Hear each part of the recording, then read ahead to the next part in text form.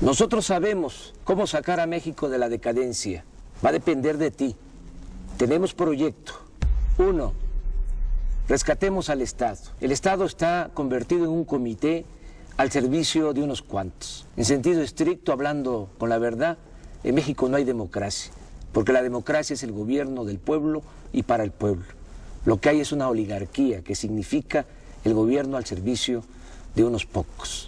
Si hacemos valer la Constitución, sobre todo el artículo 27, vamos a poder rescatar bienes de la nación y del pueblo que se han entregado de manera ilegal a particulares, a nacionales y extranjeros. De Salinas a Fox entregaron 25 millones de hectáreas del territorio nacional a empresas mineras, sobre todo extranjeras, para la explotación del oro, de la plata, del cobre. Es decir, entregaron el 12% del territorio nacional.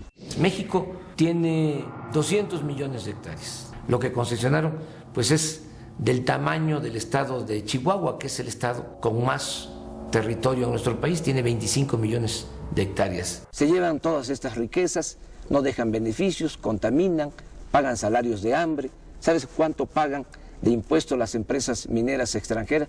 5 pesos por hectárea al año. Por eso necesitamos rescatar los bienes de la nación, los bienes que son del pueblo, que esas riquezas se distribuyan con justicia, que no se queden, como ha venido sucediendo, en unas cuantas manos. 2, democratizar los medios de comunicación. El 75% de los mexicanos se va formando una opinión sobre la realidad nacional a través de lo que se les dice en la televisión. Y resulta que la televisión está concentrada en unas cuantas manos, en unas cuantas personas. Televisa está en manos de Roberto Hernández, de Balleres, Claudio X González, del Consejo Coordinador Empresarial, el que participó en la guerra sucia en contra de nosotros en el 2006. Germán Larrea, el de la Minera México. Es presidente del Consejo de Administración de Televisa, Pedro Aspe, secretario de Hacienda de Salinas, además de Azcárraga. Son los dueños de Televisa. En fin, los que tienen más poder económico son los dueños de la televisora más influyente en este país. Ellos son los que realmente mandan en el país. ¿Cómo se apoya esta oligarquía para hacer sus fechorías, para cometer todas estas atrocidades que han llevado a la destrucción a nuestro país, que llevan al empobrecimiento del pueblo? Pues se apoyan porque tienen el control de los medios de comunicación, no dominan con el ejército. La oligarquía no necesita usar la fuerza bruta, tienen el control de los medios de comunicación, tripulan la mente, tripulan el pensamiento de millones de mexicanos. Por eso hace falta que haya competencia, democratizar los medios de comunicación para que se escuchen todas las voces y de esta manera pues se tenga un mejor criterio. Hay muchas cosas que los ciudadanos no saben. Por ejemplo, han echado a andar toda una guerra sucia desde hace bastante tiempo, desde el desafuero en contra de nosotros para desprestigiarnos. Están empeñados en destruirnos políticamente, al mismo tiempo que ahora ya están proyectando a Peña Nieto, que va a ser el candidato de Televisa a la presidencia de la República. Ya la oligarquía tiene candidato, Salinas de Gortari es el jefe de campaña de Peña Nieto y Televisa la encargada de la propaganda, al mismo tiempo que a nosotros nos están haciendo a un lado y además nos atacan un día sí y el otro también. 3, crear una nueva economía. Ya está más que demostrado que la actual política económica no funciona. La han venido imponiendo desde hace 27 años. Claro, funciona para los potentados, funciona para la oligarquía. A ellos les ha ido muy bien, por eso no quieren que haya un cambio en materia de política económica, porque aunque le vaya mal al pueblo, aunque le vaya mal al país, a ellos siempre les va bien. Pero para la mayoría de los mexicanos, la política económica ha sido realmente un desastre. No ha habido crecimiento en la economía, no se han generado empleos. México se convirtió en el país del mundo que más mano de obra exporta al extranjero.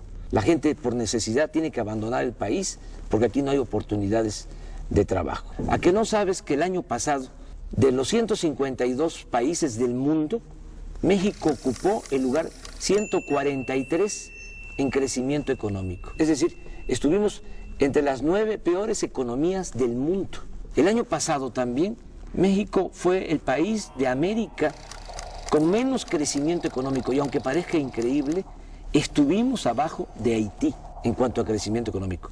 Y aún así no quieren cambiar la política económica. ¿Qué proponemos? Impulsar actividades productivas, crear empleos, rescatar al campo del abandono, apoyar a los productores, ejidatarios, pequeños propietarios, lograr la autosuficiencia alimentaria, también desarrollar todo el sector energético. Es un absurdo que estemos vendiendo petróleo crudo en el extranjero y estemos comprando gasolinas o otros derivados. Es como si vendiéramos naranja y compráramos jugo de naranja. Tenemos que producir aquí las gasolinas, hacer las refinerías que hacen falta, fortalecer la industria petroquímica, todo esto para generar empleos en el país. No olvidemos, si hay producción hay empleo, hay bienestar, hay mercado, hay circulante, somos un país fuerte, soberano. 4. Combatir las prácticas monopólicas, que se cumpla lo que establece la Constitución en su artículo 28, que no haya monopolios que abusen y que den precios exagerados, que afecten a los consumidores, como sucede en el país. Hay un grupo de monopolios vinculados al poder que tienen protección y que abusan de los consumidores. Nosotros los mexicanos tenemos que pagar porque existen estos monopolios, porque no hay competencia, más por los bienes y servicios que consumimos. Pagamos 3 veces más por el cemento que lo que pagan los estadounidenses. Los mexicanos pagamos también mucho más por el teléfono, por la luz, por tarjetas de crédito, por créditos hipotecarios, por el servicio de internet, y todo porque existen los monopolios. Y hacemos la comparación con Estados Unidos, cuando allá el salario mínimo es 10 veces superior al salario mínimo en nuestro país. No es justo que estemos pagando precios exagerados por la existencia de estos monopolios. 5. Abolir los privilegios fiscales. Es una gran injusticia el que los de mero arriba no paguen impuestos o cuando los pagan se les devuelve. Ya quedó demostrado, hasta el mismo Calderón lo tuvo que reconocer, que en el 2008, por ejemplo, 400 grandes empresas, las 400 más grandes corporaciones del país, empresariales y financieras, obtuvieron ingresos por 5 billones de pesos. Estamos hablando de la mitad del Producto Interno Bruto, de la mitad de la riqueza que se generó en ese año en el país. Esto también demuestra cómo se concentra el ingreso, cómo se concentra la riqueza en unas cuantas manos, en unas cuantas corporaciones en nuestro país. ¿Cuánto pagaron de impuestos? El 1.7% de sus ingresos. Cuando un trabajador asalariado, un profesionista, un pequeño, mediano empresario, pequeño, mediano comerciante, paga hasta el 30% de impuestos sobre la renta. Que se termine con la llamada consolidación fiscal, con el hecho de que las operaciones millonarias en la Bolsa de Valores pues no pagan impuestos. Entonces, que se terminen con todos estos privilegios fiscales, que se cumpla lo que establece la Constitución, que los impuestos se cobren de manera progresiva, que pague más el que tiene más. Eso es justicia fiscal. 6. Austeridad republicana. Le cuesta mucho al pueblo mantener al gobierno. Es un gobierno mantenido y bueno para nada. No puede haber un gobierno rico con pueblo pobre. Es mucho el dinero del presupuesto que se destina a pagar sueldos elevadísimos a los altos funcionarios públicos. Y no solo sueldos, tienen atención médica privada, cajas de ahorro, muchas prestaciones. Cuesta 1.500 millones de pesos mantener toda la flotilla de aviones y de helicópteros de los altos funcionarios públicos. No puede ser que haya sueldos de 600,000 pesos mensuales, es un insulto. Hay que hacer un ajuste. Estamos proponiendo un plan de austeridad republicana para ahorrar 200,000 millones de pesos en el presupuesto y destinar estos fondos al desarrollo económico y a garantizar el bienestar de la gente. Juárez decía que los funcionarios tenían que aprender a vivir en la justa medianía. 7. Fortalecer el sector energético. Todavía es tiempo de convertir al sector energético en palanca del desarrollo nacional, utilizar bien el petróleo, utilizar bien la industria eléctrica, todo lo que tiene que ver con el gas, que es tan importante. En el caso del petróleo, pues hay que explotarlo de manera racional. Como se han dedicado nada más a extraer petróleo para vender petróleo crudo al extranjero, ahora tenemos ya una crisis por falta de producción de petróleo. En el 2004 durante el gobierno de Fox, se alcanzó una producción petrolera de 3.400.000 barriles diarios. El año pasado ya la producción fue de 2.600.000 barriles. Es decir, en muy poco tiempo, estamos hablando de 4 o 5 años, se cayó la producción en 800.000 barriles diarios. Si sigue esta tendencia, en 3 o 4 años más vamos a estar produciendo 2 millones de barriles diarios. Y esto es muy grave porque entonces ya no vamos a tener excedentes. Eso es lo que necesitamos para nuestro consumo interno. Pero por si fuese poco, vamos a tener que seguir vendiendo petróleo crudo porque no tenemos refinerías en el país. Vamos a tener que seguir comprando la gasolina en el extranjero. Por eso es urgente destinar recursos a la exploración. Y no hace falta ir a las aguas profundas. En aguas someras, en los litorales de Veracruz, de Tabasco, de Campeche, hay petróleo suficiente, pero hay que invertir en exploración. Hace falta también ya decidirse a construir en serio las 3 o 4 refinerías que hacen falta para dejar de comprar la gasolina en el extranjero. Por nuestro movimiento se vio obligado el gobierno usurpador a decir que iban a construir una refinería. Ojalá y me equivoque, pero va a terminar el sexenio y no van a pegar un ladrillo. Son muy ineficientes, además no les importa el desarrollo de nuestro país. A ellos lo que les interesa son los negocios. En Pemex hay una gran corrupción y todo eso se tiene que terminar. Lo mismo en el caso de la industria eléctrica. Hay que revisar todos esos contratos que han entregado a empresas extranjeras para instalar plantas de generación de energía eléctrica en nuestro país. Estamos pagando la luz a precios muy elevados porque la Comisión Federal de Electricidad está comprando toda la energía eléctrica a empresas extranjeras. El 40% de la luz que consumimos ya se está comprando a empresas extranjeras. 8. Alcanzar la soberanía alimentaria. Tenemos que producir los alimentos que consumimos, dejar de comprar maíz, frijol, arroz, leche, carne de cerdo, carne de res, desechos de pollo en el extranjero. Es un absurdo que se haya abandonado el campo y que no estemos produciendo lo que consumimos. El año pasado, a pesar de la recesión económica, se tuvieron que destinar 16.000 millones de dólares para comprar alimentos en el extranjero, cuando podríamos estarlos produciendo en nuestro país, además generando empleos, evitando de que la gente tenga que irse a buscar trabajo a Estados Unidos. Se está despoblando el campo. También tenemos que apoyar la producción de autoconsumo. Millones de campesinos pobres, indígenas, viven de lo que producen, de la economía de autoconsumo.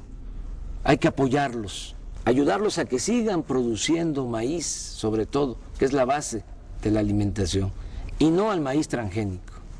9. Establecer el estado de bienestar, que se garantice la seguridad, el bienestar del mexicano, desde que nace hasta que muere, desde la cuna hasta la tumba. Ese es un ideal, se puede lograr. Hay que empezar por garantizar el derecho de los adultos mayores a una pensión justa. El estado de bienestar en Europa, por ejemplo, significa que a partir de los 65 años ya reciben en algunos países hasta 30,000 pesos mensuales de pensión. Eso es estado de bienestar. Nosotros tenemos que garantizar eso. Tiene que haber pensión universal para todos los adultos mayores. Tiene que haber becas de apoyo a todas las personas con discapacidad. Tiene que garantizarse la atención médica y los medicamentos gratuitos. Hacer valer lo que establece la Constitución, el derecho del pueblo a la salud.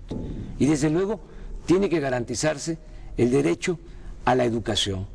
Que no se queden los jóvenes sin la posibilidad de estudiar, que no importe la condición económica, social de los padres, para que los jóvenes puedan tener acceso a la educación. No lo que ha venido sucediendo, que cada año rechazan a 300,000 jóvenes con el pretexto de que no pasan el examen de admisión en las universidades públicas, cuando la verdad es que no hay presupuesto, no hay espacio y por eso los están excluyendo. ¿Qué planteamos nosotros?